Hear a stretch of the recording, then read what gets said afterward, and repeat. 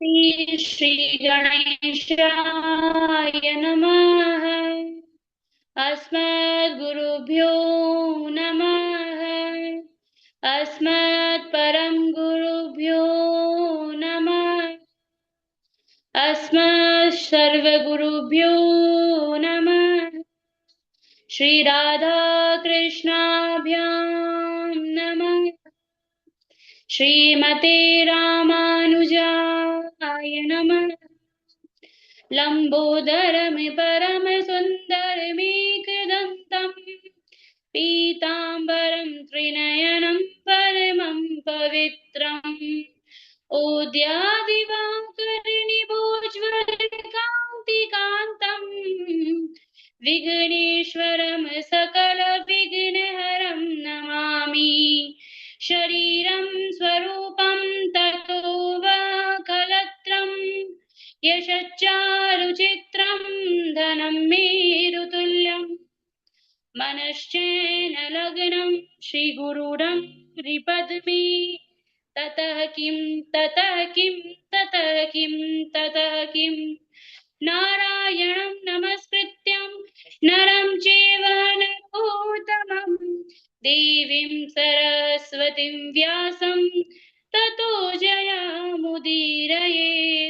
बर्हापीडं नटवरवपु कर्णयो कर्णिकारम् विप्रदवासः कनककपिशं वैजयन्तीं च मालम् रन्ध्राणि वेणुरजतसुधया पूरयन् गोपवृन्देर्वृन्दारण्यं स्वपदरमणं प्राविशद् गीतकीर्ति।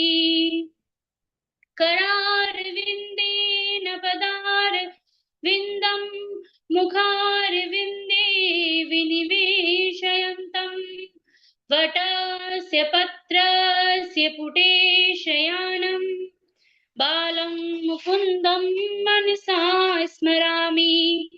रामाय रामभद्राय रामचन्द्राय वेदसे रघुनाथाय नाथाय सीतायापतये नमः। अञ्जनानन्दनं वीरं जानकीशोकनाशनं कपिक्षमक्षहन्तारं वन्दे लङ्काभयङ्करम्। कृष्णाय वासुदेवाय हरे परमात्मने प्रणतः क्लेशनाशाय गोविन्दाय नमो नमः। जय जय श्री राधारमण जय जय नवल किशोर जय गोपी चित चोर प्रभु जय जय माखन चोर। राधा मेरी स्वामिनी मैं राधे को दास जन्म जन्म मोहि दीजिए श्री बरसाना धाम।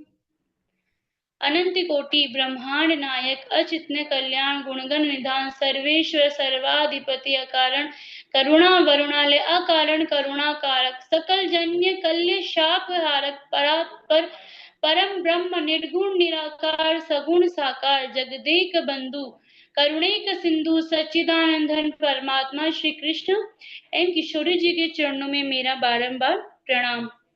समुपस्थित भागवत भक्त एवं कथानुरागी सज्जनों भक्ति में मातृशक्ति भगनी बांधवो।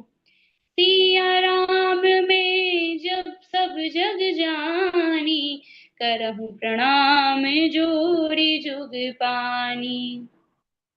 आइए सज्जनों हम सब जो है इस कथा में प्रवेश करने से पूर्व अपने वाणी और अपने विचारों को शुद्ध करने के लिए जो है 2 मिनट का हरिनाम संकीर्तन करेंगे। तत्पश्चात इस भागवती रूपी गंगा में जो है गोता लगाएंगे। श्री कृष्ण गोविंद हरे मुरारी हे नाथ नारायण वासुदेवा।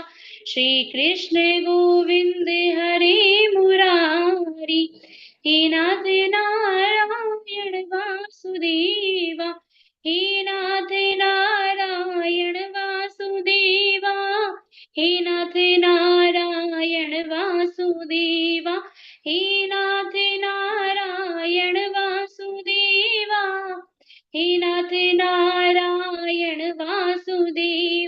श्री कृष्ण गोविंद हरे मुरारी, हे नाथ नारायण वासुदेवा। श्री कृष्ण गोविंद हरे मुरारी, हे नाथ नारायण वासुदेवा। हे नाथ नारायण वासुदेवा, हे नाथ नारायण वासुदेवा। सभी को जय श्री राधे। हरे कृष्णा। राधे राधे।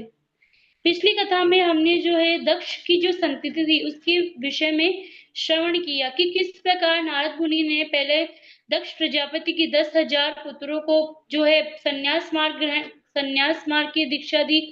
उसके बाद जो है दक्ष ने 1,000 हर्याश्व नामक पुत्रों को जो उत्पन्न किया, तो उन्हें भी देवर्षि नारद ने जो है संन्यास की दीक्षा दे दी। अब आगे परीक्षित से जो है यानी कि जब उन्हें पता चला, हमने ये श्रवण किया था किस प्रकार देवताओं ने जो है विश्व रूप जो त्वष्टा के पुत्र थे उन्हें जो है अपना गुरु बनाया। तो महाराज राजा परीक्षित ने पूछा कि हे सुखदेव मुनि, हे प्रभु, देवर्षियों के तो पहले से ही गुरु थे, यानी गुरु बृहस्पति तो थे ना उनके गुरु, फिर विश्व रूप को उन्हें गुरु बनाने की क्या आवश्यकता हो गई महाराज। तब श्री सुखदेव जी महाराज कहते हैं कि हे परीक्षित, त्रिलोकी एक बार की बात है कि त्रिलोक के ऐश्वर्य को प्राप्त करने के पश्चात इंद्र में जो है अभिमान आ गया था। वह उस ऐश्वर्य को उस ऐश्वर्य को जो है उसने अभिमान के रूप में जो है स्वीकार किया महाराज। इतना वह इस ऐश्वर्य को लेकर इतना मदोन्मत्त हो जो है अभिमानी हो चुका था कि उसने जो है एक दिन अपनी पत्नी जो सची है, इंद्रदेव की पत्नी है सची, और देवताओं के साथ सभा में बैठे अप्सराओं का महाराज नृत्य देख रहे थे। तो उस समय जो उनके गुरु बृहस्पति जी हैं उनका वहां पर आगमन हुआ महाराज। इंद्र ने जो है अपने गुरु बृहस्पति जी को देख लिया था, परंतु उन्होंने जो है उन्हें अनदेखा कर दिया। क्यों अनदेखा कर दिया? उन्होंने सोचा कि अरे भाई इतना बढ़िया नृत्य चल रहा है, जो है इतनी सुंदर सभा है, इतनी सुंदर जो अप्सराएं नृत्य कर रही हैं, यदि मैं उठकर गुरु जी के पास जाऊंगा तो ये जो है इस अवसर को मैं खो दूंगा, यानी कि इस नृत्य को देखने का जो मुझे अवसर मिला है मैं इसे खो दूंगा महाराज। यानी कि वो अपने गुरु से ऊपर उन अप्सराओं के नृत्य को रख रहा है। अब बताइए कि देवराज इंद्र की बुद्धि कितनी जो है तुच्छ है महाराज, कि उसने अपने गुरु की तुलना जो है इस नृत्य से की है, यानी कि नृत्य की जो अप्सराएं नृत्य कर रही थी उससे की है। अब महाराज उसने जो है अपने गुरु को देखकर भी अनदेखा कर दिया, यानी कि ना तो अपने गुरु को सम्मान में वो खड़ा हुआ, नहीं अपने गुरु को उसने प्रणाम किया, और अपने गुरु को जो उसने देखकर अनदेखा कर दिया। अब जो व्यक्ति अपने गुरु को देखकर, ब्राह्मण को देखकर, और अपने जिससे जो बड़े होते हैं उनके सम्मान में खड़ा नहीं होता है या उनका आदर नहीं करता है, उसके विषय में विष्णु पुराण में कहा गया है कि ब्राह्मणम ज्ञान संपन्नम विष्णुर्भक्त महात्मनः आयंतम विष्णुनोतिष्ठे साधुखे परिभूयते। कि ब्राह्मणम ज्ञान संपन्नम विष्णुर्भक्त महात्मनः, यानी कि ब्राह्मण, यानी कि जो मनुष्य ब्राह्मण को देखकर, भगवान के भक्तों को देखकर, साधु संतों को देखकर और संत महात्माओं के आगमन पर उनके जो है सम्मान में खड़ा ना होता हो, उनके आदर में जो है प्रणाम ना करता हूँ, उनको जो है नमस्कार ना करता हूँ, तो उसका सम्मान नहीं करता है। जो उनका सम्मान नहीं करता है वह दुख को प्राप्त करता है, यानी कि उस मनुष्य के जीवन में दुख के सिवा उसे कुछ भी प्राप्त नहीं होगा। भले उसे जो है ये सब जिसके विषय में, जिसको लेकर वह अपने गुरु को, अपने जो है अपने जो है गुरु संत महात्माओं को वह अनदेखा कर रहा है, वह सुख उससे जो है कुछ समय के लिए जो है उसे जो है शांति दे सकता है, आनंद दे सकता है, परंतु इसके बाद उसके जीवन में दुख का ही आगमन होगा, यानी कि उसे अपने संपूर्ण जीवन में दुख के सिवा कुछ भी प्राप्त नहीं होगा। अब जिससे गुरु बृहस्पति जी, अब महाराज इधर जैसे गुरु बृहस्पति जी को पता चल गया इंद्र ने मुझे देख लिया, क्योंकि वो तो त्रिकालदर्शी थे, गुरु बृहस्पति जी से कौन सी बात छिपी थी। जब उन्होंने इंद्र के इस व्यवहार को देखा तो वो रुष्ट हो गए और वहां से चले गए। अब महाराज जब सभा समाप्त हुई तो इंद्र को जो है अपने क्रिया कर्म पर पश्चाताप हुआ। उसने सोचा कि अरे मैंने अपने ये क्या कर दिया, मैंने अपने गुरु का अपमान कर दिया, ये मुझसे कैसे हो गया। तब वह स्वयं को धिक्कारने लगा और कहने लगा कि ये पारमेष्टम देशनमदितिष्ठ न कंचन प्रत्यु प्रत्युत्तिष्ठेदिति भूर्यो धर्मं तेन परम विदुः। कि ये जो कहता है कि सार्वभौम सिंहासन पर बैठे हुए जो सम्राट होता है, जो सम्राट होता है, उस सार्वभौम यानी कि संपूर्ण जो है विश्व के ऐश्वर्य जो को प्राप्त करने वाला, सिंहासन पर जो है बैठा हुआ जो सम्राट होता है, जो किसी के आने पर ना तो खड़ा होता है, ना अपने गुरुजनों को प्रणाम करता है, ना किसी अतिथि का सत्कार करता है, ना प्रभु के भक्तों का जो है सम्मान करता है, वह वास्तव में धर्म को नहीं जानता है। यानी कि भले वह स्वयं को धर्मी मानता हो, वह स्वयं को बहुत बड़ा जो है धर्मात्मा मानता हो, लेकिन वास्तव में वह तो जो है एक नंबर का अधर्म की श्रेणी में आता है। यानी कि उसे अधर्म की अगर उसे अधर्म की संख्या में रखा जाए तो कोई जो है गलती नहीं होगी, यानी कि वह एक नंबर का अधर्मी माना जाता है। अब महाराज जब दैत्यों को, क्योंकि कहते हैं कि जो अच्छी खबर होती है वह भले कम लोगों को पता चले, लेकिन जो बुरी खबर होती है या कोई बुरी बात होती है वह तो हवा के द्वारा ही फैलती है। यानी कि उसे किसी को बताने की आवश्यकता नहीं होती, बस हवा के द्वारा ही वह सबको पता चल जाती है। तो महाराज जब दैत्यों को भी यह बात पता चल गई क्या, कि गुरु बृहस्पति की छत्र छाया जो है वह देवता के ऊपर से हट गई है, और जिसके सर पर अपने गुरु का हाथ नहीं होता है उस मनुष्य का पतन निश्चित है। तो महाराज जब दैत्यों को ये बात पता चली कि गुरुदेव बृहस्पति की छत्र छाया देवताओं के ऊपर से हट गई है, और अब वे जो है शक्ति विहीन हो चुके हैं, यानी शक्ति से वह हीन हो चुके हैं, तो उन्होंने क्या किया कि देवताओं पर आक्रमण कर दिया, जिससे और उन्हें परास्त कर कर उससे जो है स्वर्ग को छीन लिया और सभी देवताओं को वहां से भगा दिया महाराज। अब बेचारे देवता हारे थक के जाएंगे किसकी बात, तो सारे देवता ब्रह्मदेव की शरण में चले गए, और ब्रह्मा जी को जो है सब वृतांत कह सुनाया। तब ब्रह्मदेव ने बोला कि मूर्ख देवताओं, देवराज इंद्र, तुम ऐश्वर्य के मद में इतने अंधे हो चुके थे कि तुमने अपने गुरु का अपराध कर दिया। अरे गुरु से बढ़कर तो इस संसार में कुछ भी नहीं है, जो गुरु का सम्मान नहीं करता उसका इस संसार में कोई भी सम्मान नहीं करता है, और तुमने जो है और उसके जीवन में सदा हार ही लिखी है, उसकी कदापि विजय नहीं हो सकती है। तुमने अपने ऐश्वर्य के झूठे ऐश्वर्य के मद में अपने गुरु बृहस्पति जी का अवहेलना कर दी। ये तुमने बिल्कुल अच्छा नहीं किया इंद्र, क्योंकि कहा गया है कि न विप्र गोविंद गवीश्वराणाम भवन्ते भद्राणि नरेश्वराणाम, कि जो ब्राह्मण का, गुरु का, गाय का अपराध करता है, ऐसे मनुष्य का कभी भी जो है मंगल नहीं हो सकता, उसका सदैव अमंगल ही होता है। इसलिए तुम एक काम करो।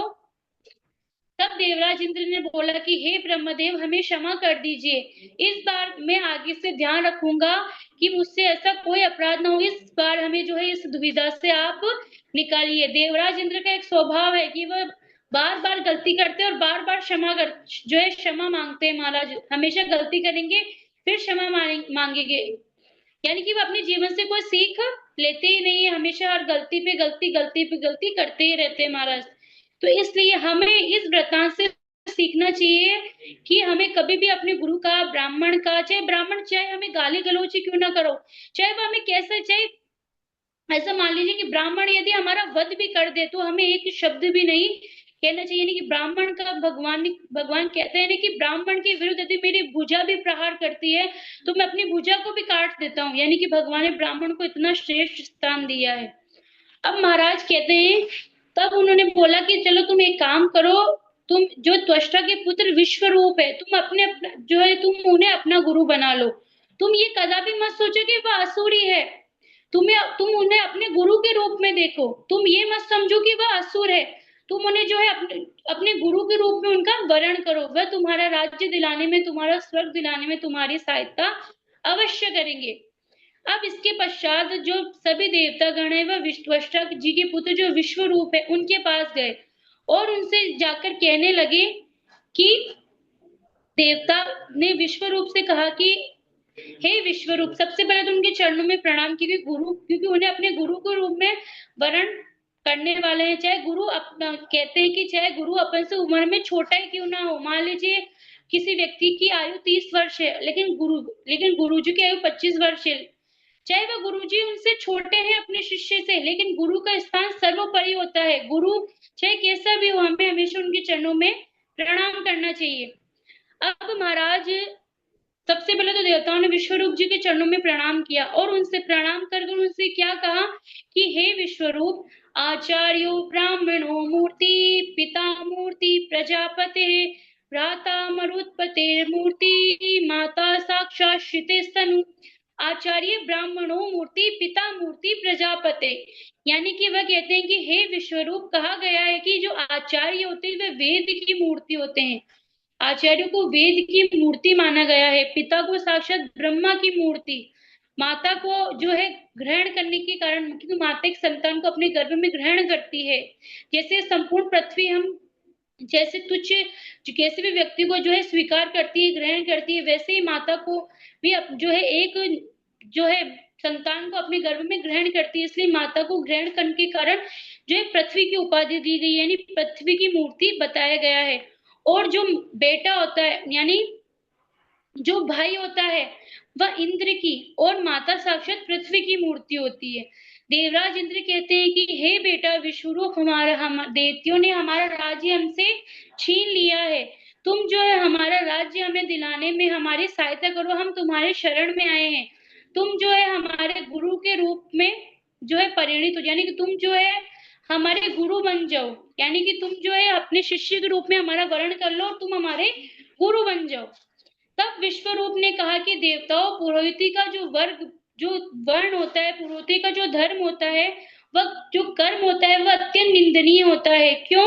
क्योंकि कर्म विभाग संहिता में जो है लिखा गया है स्पष्ट, क्या कि पौरोहित्यम याचकत्वम मठाधिपत्यमेव च करोति यदि देवोपि श्वान्योनि समश्नुते, कि पौरोहित का जो काम होता है वह जो है कुकर सूकर, यदि उसमें कोई याचना मठाधीश का कर्म करता है, जो पौरोहित्य का कार्य करता है, मठाधीश होता है या जो है कोई अन्य पौरोहित कर्म करता है, यदि वह देवता भी करे, चाहे वो मनुष्य करे चाहे देवता करे, उसका जन्म जो है सूकर कुकर की योनि में जो है होता है। महाराज पंचतंत्र में भी इस विषय में कहा गया है कि क्या नरकाय मतिस्ते चेत पौरोहित्यम समाचर वर्ष यावत किमन्येन मठ चिंताम दिनत्रयम, कि जिसे नर्क में जाने की इच्छा हो, कोई मनुष्य सोचे कि भाई मेरे को स्वर्ग में नहीं जाना, मेरे को तो नर्क में जाना है, तो एक वर्ष के लिए पुरोहित का कार्य कर ले, उसे जो है नर्क का टिकट अपने आप मिल जाएगा।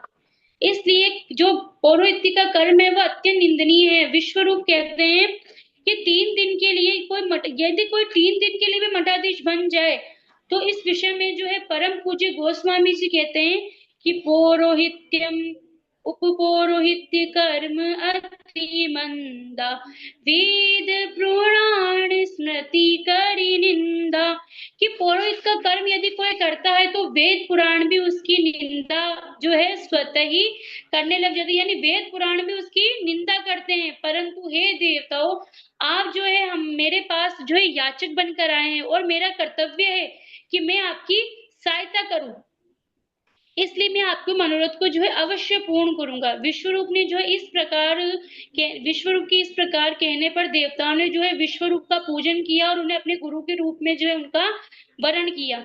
और कहा देवताओं का भय अब अवसर उपस्थित हो विधि, ये सर्वप्रथम स्नान आदि करके उत्तर की ओर जो है मुख करके नारायण ओम नमो नारायणाय ओम नमो भगवते वासुदेवाय, इस मंत्र का जो है उन्हें दीक्षा दी। और उनकी जो सट शक्तियों जो होती है, भगवान का जो है देवताओं को बोला कि तुम ओम नमो नारायणाय और ओम नमो भगवते वासुदेवाय इस मंत्र का जो है जाप करो और भगवान श्री हरि के षष्ठ शक्तियों से उस भगवान का जो है ध्यान करो। और इसके बाद जो है विश्वरूप ने देवताओं को नारायण कवच जो है बताया। नारायण कवच जो होता है उस का पाठ जो है प्रारंभ, क्योंकि नारायण कवच ऐसा कवच होता है जिससे मनुष्य के अंदर जो भी भय विपदा जो भी होती है तत्क्षण उसका निवारण हो जाता है और मनुष्य जो है भय से मुक्त हो जाता है। महाराज तो जो है नारायण कवच का जो है पाठ प्रारंभ करे। ओम हरिर्विद्यान मम सर्व रक्षाम न्यस्तांग्रि पद्म पतगेंद्र पृष्ठे दरारि चर्मा सिगदेशु चाप पाषाण ददानोष्ट गुणोष्ट बाहु, कहते कि भगवान श्री हरि जिनका चरण कमल गरुड़ की पीठ पर स्थित है, अणिमदि आठों सिद्धियां जिनकी सेवा कर रही है महाराज, धनुष बाण और पाश जिन्होंने धारण कर रखा है, चक्र गदा जो है, ढाल तलवार समुद्र धनुष बाण और पाश जिन्होंने धारण कर रखा है, ऐसे ओमकार स्वरूप वाले भगवान श्री हरि जो है मेरी सब ओर से रक्षा करे महाराज। जल में जलचर जीवों से मत्स्य भगवान, स्थल में वामन भगवान और आकाश में त्रिविक्रम भगवान मेरी रक्षा करे। प्रातः काल हाथ में गदा लिए भगवान केशव, मध्याह्न में सुदर्शन चक्रधारी भगवान विष्णु और सायकाल में भगवान माधव और रात में भगवान पद्मनाभ जो है मेरी रक्षा करे। और भगवान श्री हरि के नाम रूप वाहन और आयुध समस्त आपत्तियों से मेरी बुद्धि इंद्रिय मन और प्राणों की रक्षा करे। देवराज इंद्र नारायण कवच से तुम अपने आप को सुरक्षित कर लो और इसके प्रभाव से तुम शत्रु पर अवश्य विजय प्राप्त कर लोगे और अपना राज्य पा लोगे। कहते हैं कि जो भी व्यक्ति नारायण कवच का पाठ करता है उसके जीवन में यदि कोई विपदा है या किसी शत्रु का उसे भय है तो भगवान श्री हरि उसकी जो है सहायता करते हैं, उसकी रक्षा करते हैं, यानी कि उसके जो है एक प्रकार का कवच हो जाता है जिससे शत्रु जो उसका बाल भी बांका नहीं कर पाता है। तब विश्वरूप ने जो है देवताओं को नारायण कवच की दीक्षा दी। अब इस कवच में जो अब आगे विश्वरूप ये भी बोलते हैं क्या कि देवताओं इस कवच पर तुम तनिक भी संदेह मत करना। क्यों? क्योंकि एक बार पूर्व काल में कौशिक गोत्रीय ब्राह्मण इस नारायण कवच का जो है पाठ करते थे और इस नारायण कवच को धारण करते करते उनकी मृत्यु हो गई। जिस स्थान पर उनकी अस्थियां पड़ी थी उसके ऊपर एक बार जो है चित्ररथ नामक का गंधर्व जो है वह अपनी पत्नियों के साथ जो है जा रहा था अपने विमान में बैठकर। तो महाराज इस जो है इस कवच का इतना प्रभाव था कि जो अस्थियां थी यानी कि साक्षात नहीं अपनी तो अस्थियों में उस अस्थियों की में इतना तेज था कि जो चित्ररथ नाम के गंधर्व का जो विमान था वह जो है स्वतः ही धड़ाम से पृथ्वी पर गिर पड़ा। ये देखकर जो चित्ररथ नामक गंधर्व के आश्रय था उसकी सीमा न रही। उसने सोचा कि अरे भाई ऐसी कौन सी शक्ति है जिसने मेरे विमान को गिरा दिया, मुझे तो यहाँ कोई दिखाई नहीं दे रहा है। तब वह बालखिल्य ऋषि के पास पहुंचे। तब बालखिल्य ऋषि ने उन्हें बताया कि ये नारायण कवच की महिमा है। जो मनुष्य नारायण कवच का पाठ करता है उसके जीवन की सारी विपदाओं का जो है नाश हो जाता है, यानी कि जीवन के अंदर भी और मृत्यु के बाद भी जो है नारायण कवच कल्याणकारी ही होता है महाराज। अब बालखिल्य ऋषि ने बताया कि नारायण कवच की महिमा है जिसकी अस्थियों में इतना प्रभाव है कि आकाश से धरती पर तो आप गिर गए हैं, आपका विमान आकाश से धरती पर गिर गया है।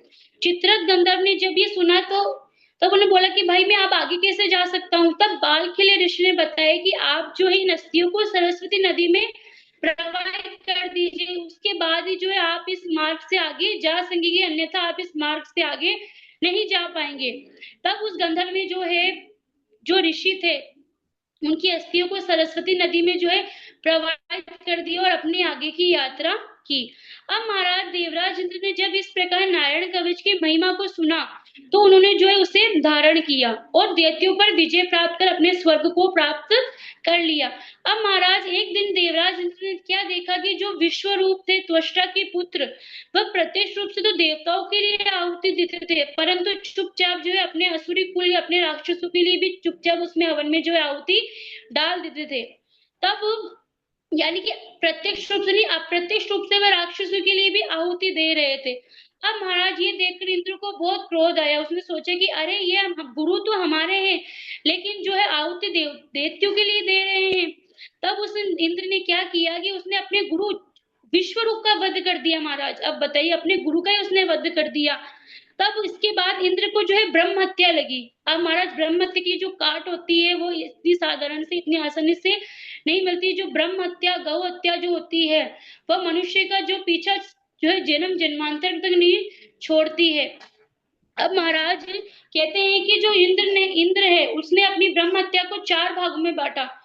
उसने जो है 4 भागों में उसने विभक्त कर दी। पहले में जो ब्रह्म हत्या दिखाई देती है वह पृथ्वी में उत्सर भूमि जो होती है उसके रूप में दिखाई देती है और पृथ्वी को उन्होंने वरदान दिया, यानी कि उन्होंने अपनी पहली 4 भाग में थी तो पहला भाग पृथ्वी को दिया, यानी पृथ्वी को ब्रह्म हत्या दी कि तुम्हें जो है उत्सर भूमि यानी कि उबड़ खाबड़ जो अकाल होती है उसमें होगी।